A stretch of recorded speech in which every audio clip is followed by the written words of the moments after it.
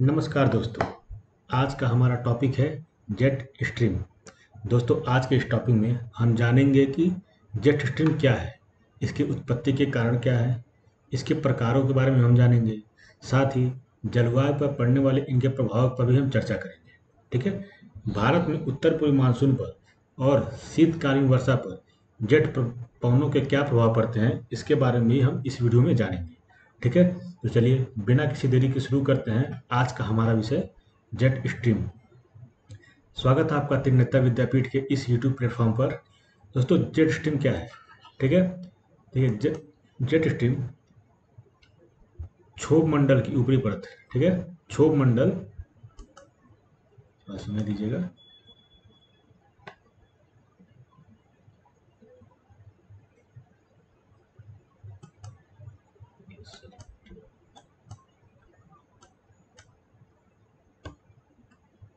क्षोभ मंडल, हमारा जो क्षोभ मंडल है, ठीक है, जिसे हम ट्रोपोस्फियर के उसकी ऊपरी परत मतलब सीमा, क्षोभ सीमा, ठीक है, कि क्षैतिज रूप में गतिशील चलने वाली हवाएं हैं।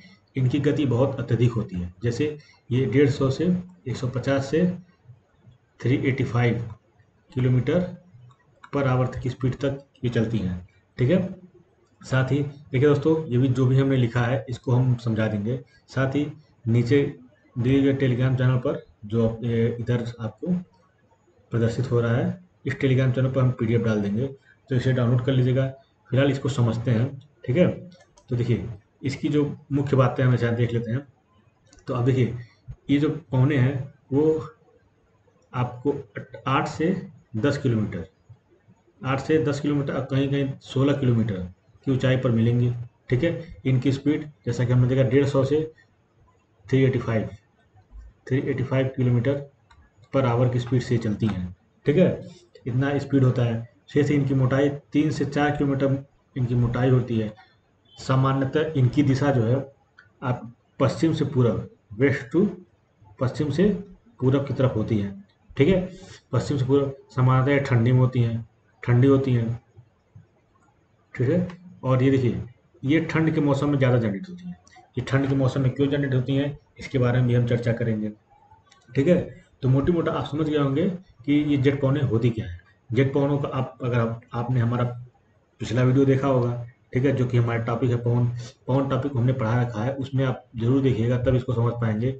उसमें मैं सेल की बात की थी, पवन कोशिकाओं की बात की थी, फेरल सेल, ठीक है, फेरल सेल और हेडली सेल।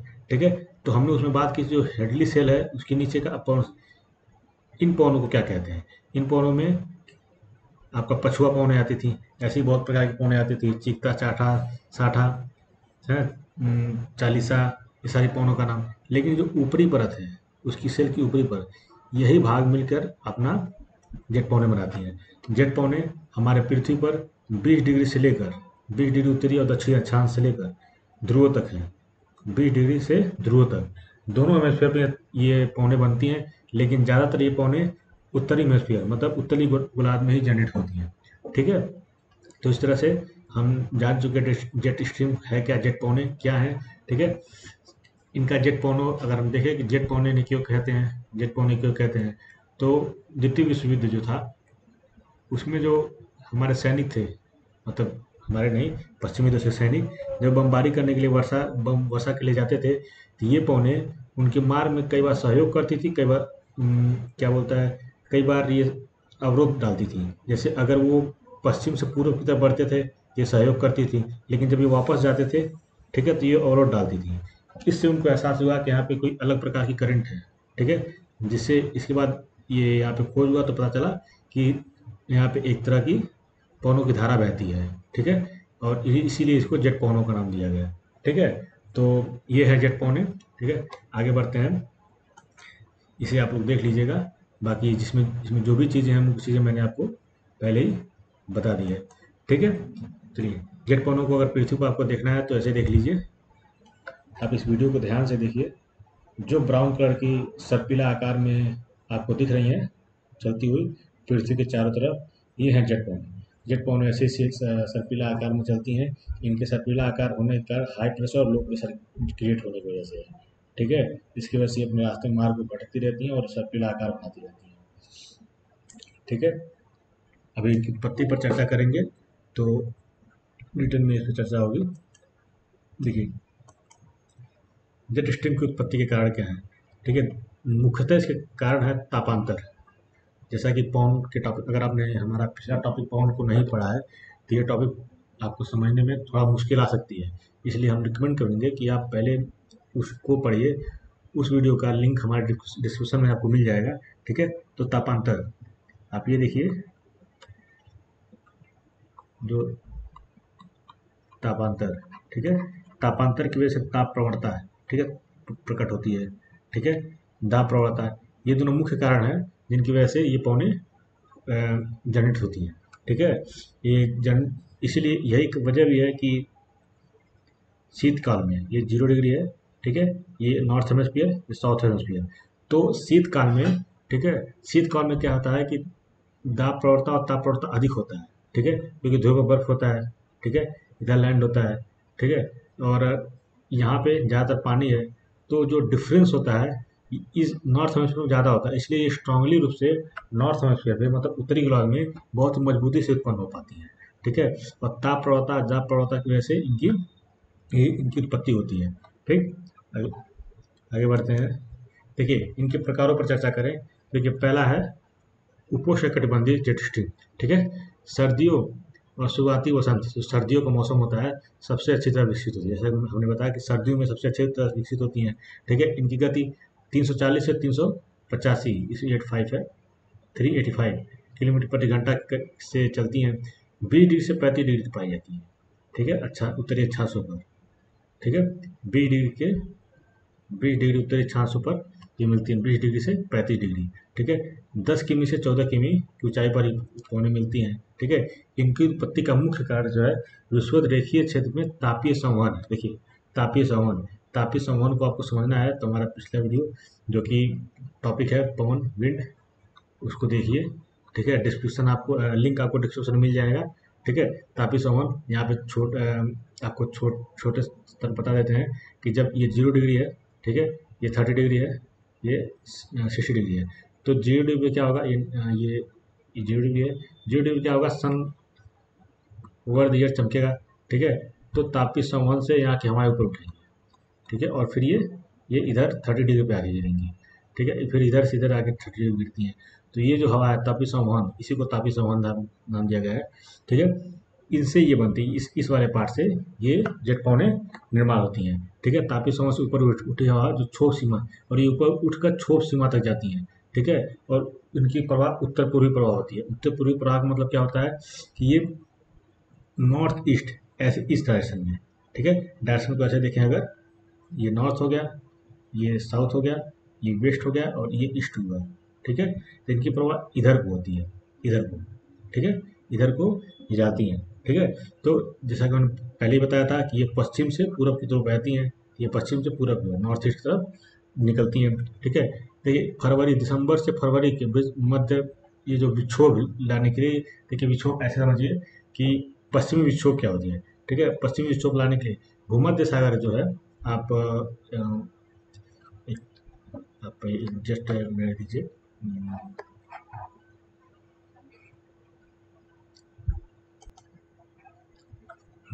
चलिए देखते हैं, कलर चेंज कर लेते हैं। देखिए, आप ये समझिए कि ये हमारा भारत है। ठीक है, ये भारत है और भूमध्य रेखा से ये आती है। ठीक है, डिग्री क्या बात, देखिए, 35 डिग्री। ठीक है, तो ये जब चलती हैं ऐसे, तो भूमध्य रेखा से पवनों को लेकर, ठीक है, ठंड में यहाँ लाती हैं। ठीक है, तो जो भूमध्य रेखा ने भूमध्य सागर से, तो भूमध्य सागर से उठी पवनों का जो नमी ली रहती है, उनको पुश करके ये यहाँ तक लाती है। और शीतकाल में ये पंजाब वाले इलाके में बारिश करती है। ठीक है, तो पश्चिमी विक्षोभ लाने का इनका बहुत बड़ा जिम्मेदार होती है। जैसे कि इन्हीं की वजह से शीतकालीन वर्षा भारत में होती है। ठीक है, भारत में शीतकालीन वर्षा आपका आंध्र प्रदेश क्षेत्र में भी होता है।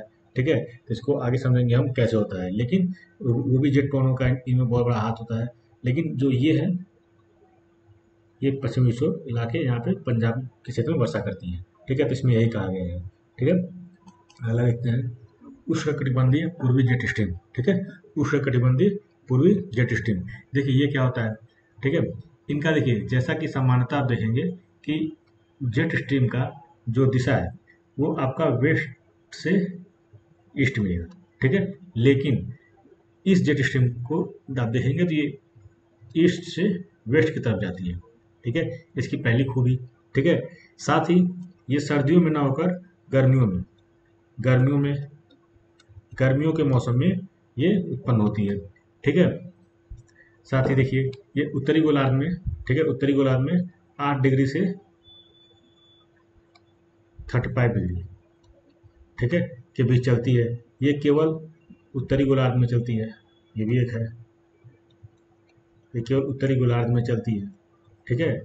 और साथ ही देखिए इनकी जो ऊंचाई है 14-16 किलोमीटर, ठीक। और स्पीड स्पीड को आप देखिए तो 180 किलोमीटर स्पीड से लगभग ये ट्रेवल करती हैं, ठीक है। इसका जो मुख्य मतलब मुख्यता है, इसका जो विशेषता है, ये समझिए कि भारतीय उपमहाद्वीप में जो आपका दक्षिण पश्चिम मानसून है उसको भारतीय मेनलैंड लाने में इनका इनका बहुत बड़ा हाथ होता है, ठीक है। ये समझ लीजिए कि देखिए ये दक्षिण पूर्व एशिया, भारत, अफ्रीका के ऊपर टोपास के पास होती हैं। ये जेट पवने उत्तर को गर्म हवा की एक गहरी परत और हिंद महासागर के ऊपर दक्षिण में ठंडी हवा को दर्शाते हैं। हीटिंग और कूलिंग अंतर और उसके बाद आने वाला दबाव दाब प्रवणता से ही ये जैसा कि देखा था हमने, दाब प्रवणता और ताप प्रवणता की वजह से ही जंग होती है, ठीक है। तो हिंद महासागर के ऊपर उठती हवाएं जो ठंडी होती हैं और इंडियन मेनलैंड पे हवाएं गर्म होती हैं। तो गर्म और ठंडा की वजह से दाब और ताप प्रवणता उत्पन्न होती है, जिनकी वजह से इन पवनों का निर्माण होता है। प्रवणता से कैसे पवनों का निर्माण होता है, इस टॉपिक को भी मैंने पवन टॉपिक में पढ़ाया है, इसको भी कि कैसे आप दाबांतर और तापांतर की वजह से प्रवणता का उत्पन्न होता है और पवनें चलती हैं। तो आप इसको भी हमारे पवन टॉपिक से एक बार देख लीजिएगा, पिछले वीडियो में हमने सब करा रखा है और सारे वीडियो एक दूसरे से लिंक है, टॉपिक सीरियल वाइज आगे बढ़ती जा रही है, ठीक है। अगले टॉपिक में हम देखेंगे कि आर्द्रता और वर्षा और साथ ही बादल कैसे बनते हैं, ठीक है। तो ये सारी चीज़ें जो आज पढ़ा रहे हैं उस पर डिपेंड करेंगी। तो आपको वीडियो को, हर एक वीडियो को रेगुलरली फॉलो करना पड़ेगा, ठीक है, अच्छे से समझने के लिए। तो देखिए, ठीक है, इसकी वजह से उत्पन्न उनकी उत्पत्ति का कारण हम देखती है, ठीक है। साथ ही ये कहाँ पे चलती हैं, किस मौसम में चलती हैं, इनके डायरेक्शन के बारे में हमने देख लिया, ठीक है। चलिए अगला देखते हैं। अगला ध्रुवीय रात्रि जेट स्ट्रीम, ठीक है, ध्रुवीय रात्रि जेट स्ट्रीम। देखिए ये दोनों गोलार्धों में उत्पन्न होती है शीतकालीन में ही दोनों गोलार्धों पर उत्पन्न होती है, ठीक है। दोनों गोलार्ध पर 60 डिग्री से ऊपर, 60 डिग्री से ध्रुव तक, 60 डिग्री से नॉर्थ और साउथ दोनों में, ठीक है, 60 डिग्री से ऊपर उत्पन्न होती हैं। अब देखिए वाताग्री जेट पवने, वाताग्री क्या होती है, ठीक है, इसको हम अगले वीडियो में अच्छे से देखेंगे, ठीक है। इन पवनों का 30 डिग्री से 70 डिग्री, ठीक है, 30 डिग्री से 70 डिग्री केवल नॉर्थ हेमिस्फीयर, नॉर्थ गोलार्ध में उत्पन्न होती है, ठीक है। देखिए ये 9 से 12 किलोमीटर इसकी ऊंचाई होती है, ठीक, 150 से 300 km पर आवर की स्पीड से चलती है पवनें, ठीक है। देखिए इन्हें रॉसबी तरंग कहते हैं। अभी देखिए रॉसबी तरंग क्यों कहते हैं, इसकी खोज एक स्वीडिश वैज्ञानिक है, रॉसबी, इन्होंने की थी, ठीक है, इसलिए इसे रॉसबी तरंग कहते हैं, ठीक है। तो इस तरह हमने देख लिया कि कौन कौन सी जेट पवनें हमारे पृथ्वी के चारों तरफ पाई जाती हैं। हमने देखा कि जेट पवनें क्या होती हैं, इनकी उत्पत्ति का कारण क्या है। चलिए अब आगे देखते हैं जेट स्ट्रीम का जलवायु पर इनका क्या प्रभाव है, ठीक है। तो देखिए ज़्यादातर हम पहले देख चुके हैं, ठीक है, कि मानसूनी हवाओं के आगमन और वापसी में महत्वपूर्ण भूमिका निभाते हैं, ठीक है। तो जैसा कि हमने देखा उष्णकटिबंधीय पूर्वी जेट, ठीक है, उष्णकटिबंधीय पूर्वी जेट मानसून को भारतीय मेनलैंड में कैसे लेके आती हैं, ठीक है। ये देखिए पूरब से वेस्ट से चलेंगी तो हिंद महासागर में जो भी चक्रवात उत्पन्न हुआ है, मानसूनी चक्रवात जो उत्पन्न हुआ है, इनको ये पुश करके भारतीय मेनलैंड तक लाने में सहायता करती हैं। ठीक है, इस तरह से इफेक्ट डालती हैं। लेकिन ऐसा माना जाता है ओजोन परत को नुकसान पहुंचाने वाले पदार्थ, इसको ऐसे समझिए कि आप उत्तरी गोलार्ध में कहते हैं गोलार्धों पर ओजोन परत में ज़्यादा छेद पाई जाती है। तो ऐसा क्यों पाई जाती है? देखिए होता क्या है, ये जेट पौने जो उत्तरी गोलार्ध में चलती हैं, ठीक है, तो ठंडियों में इसकी स्पीड बहुत ज़्यादा होती है। ठीक है, ठंडियों में बहुत तेज जनरेट होती है। और चूंकि उत्तरी गोलार्धों पर क्षोभ सीमा नीचे होती है। ठीक है, और ये क्या करती हैं कि उसको स्पीड में उसको चीरते हुए आगे बढ़ती हैं। ठीक है, उसके ऊपर निकल जाती हैं। ठीक है, उसके मेनली देखिए गोलार्धों पर ना 8 से 10 किलोमीटर ऊंचाई पर ही क्षोभ सीमा खत्म हो जाती है। ठीक है, गोलार्धों पर तो होता है कि इनकी ऊंचाई 16 किलोमीटर तक पाई जाती है। तो ये चीरते हुए निकल जाती हैं, तो ओजोन की परतों को छेद कर देंगे। जैसे ओजोन परत है, ये छेद कर देंगे और इसे चीरते हुए निकल जाएंगे। ठीक है, इसलिए अब गोलार्धों पे ओजोन परतों में छिद्र पाई जाती है। तो इसमें यही कहा गया है। ठीक है, इसकी गति भूत प्रॉपर्टी और गत निर्माण के साथ वैकल्पिक, देखिए ये चक्रवाती और प्रतिचक्रवाती स्थितियों को तीव्र बनाता है। ठीक है, देखिए देखिए ये चक्रवात, जब हम टॉपिक आगे पढ़ेंगे चक्रवात और प्रतिचक्रवात, उसमें समझेंगे कि ये चीज़ जो है चक्रवात को और प्रतिचक्रवात को बहुत तेज कैसे बनाता है। ठीक है, अपने इस, ठीक है, तो चलिए आगे देखते हैं जेट स्ट्रीम की क्या विशेषता है। देखिए इसकी उत्पत्ति वायु कोशिकाओं उसमें कष्टांश, देखिए जैसे पीछे हम लोग देख चुके हैं हेडली सेल और फिरल सेल से होती हैं। तो हमने बताया हेडली सेल और फिरल सेल से कि ये कैसे होती हैं। ठीक है, ये हेडली सेल आपको 0 डिग्री से 30 डिग्री और फिरल सेल 30 डिग्री से 60 डिग्री की वजह उत्पन्न होती हैं। ठीक है, उससे बनती है जेट स्ट्रीम घुमावदार गति रॉसबी वेव कहलाती है। ठीक है, ये जो घुमावदार इसकी जो ये सर्पिकल, इसको रॉसबी वेव कहते हैं। रॉसबी कौन कौन है हमने पहले देख लिया। ठीक है, जेट स्ट्रीम भूमध्य रेखीय विस्तार शीतकाल में अधिक होता है क्योंकि दाब पेटियों का दक्षिण को स्थलांतर होता है। ठीक है, जैसे कि मैं बताया ठंडियों में ये दाब प्रवणता और ताप प्रवणता ज़्यादा होती है, खासकर उत्तरी गोलार्ध में। ठीक है, नॉर्थ हेमिस्फीयर में दाब प्रवणता और ताप प्रवणता ज़्यादा पाई जाती है। इसकी वजह से ज़्यादा मजबूती से और बताएं सर्दियों का थर्मल कंट्रास्ट, ठीक है, बढ़ जाता है। ठंडियों में जैसे बताया ठंडियों में जो तापांतर है वो बढ़ जाता है। ठीक है, थर्मल कंट्रास्ट का मतलब तापांतर समझिए आप। ठीक है, ध्रुव पर उच्च दबाव केंद्र में तीव्रता बढ़ जाती है। ठीक है, ध्रुव में क्या होता है देखिए तापांतर बढ़ेगा इधर, और ध्रुव पर ठंडी होने के बाद दबाव ज़्यादा बढ़ेगा, हाई प्रेशर क्रिएट होगा।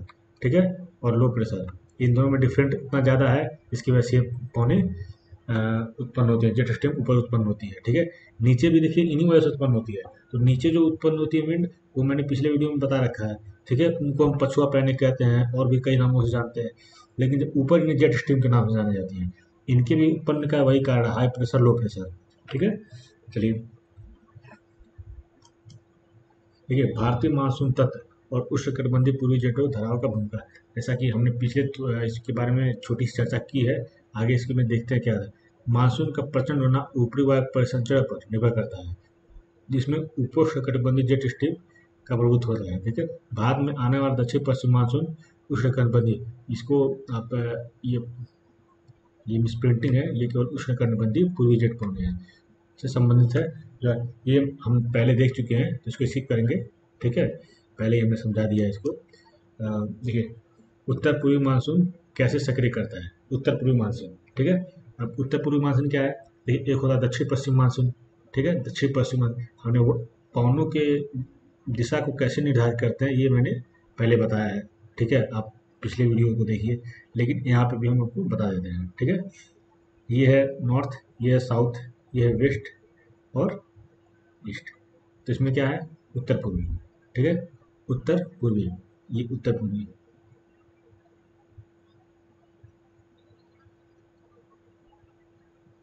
ये ये उत्तर पूर्वी पवन है। ठीक है, उत्तर पूर्वी ये पवन है।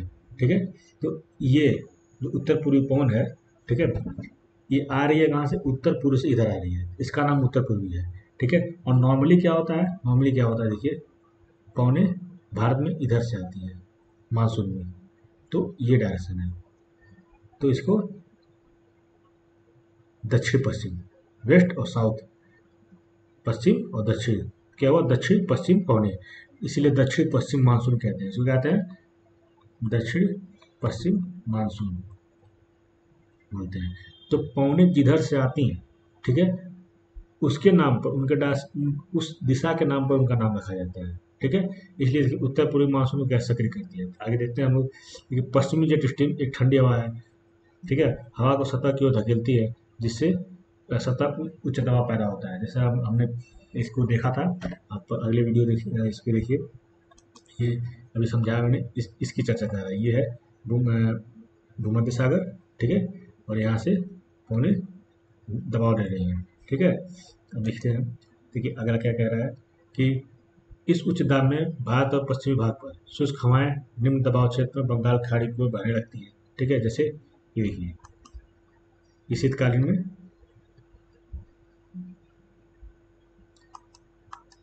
देखिए ये बंगाल खाड़ी तक बहने लगेंगे, ठीक है, ऐसे नीचे जाएंगे, इस एरिया में सब वापस आएंगे, ठीक। अब देखिए अगला क्या कह रहा है,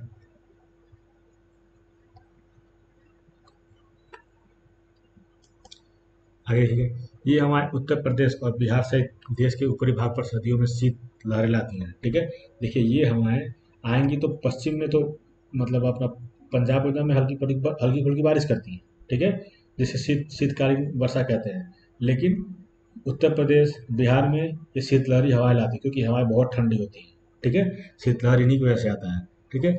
उसके बाद ये हवाएं जब तमिलनाडु की तरफ पहुंचती हैं तो बंगाल खाड़ी के से प्राप्त आर्द्रता के वर्षा करती हैं। अब ये देखिए तमिलनाडु की तरफ पहुंचती है तो वर्षा कैसे करती है, अच्छा वहां तक पहुंचती कैसे है, आपको ये देखते हैं। देखिए ये हवाएं यहाँ आएंगी, ठीक है, बंगाल खाड़ी में जब आएंगी तो जैसा कि हमने देखा है, ये आप इसको देखिए, यहाँ पे हम बनाते हैं फिगर, ये है 0 डिग्री, ये 30 डिग्री, ठीक है। तो हमने पिछले वीडियो में देखा था, ठीक है, ये कोरियोलिस फोर्स क्या होता है ये भी हमने पिछले वीडियो में बताया है, तो आप उसको देखिएगा, ठीक है।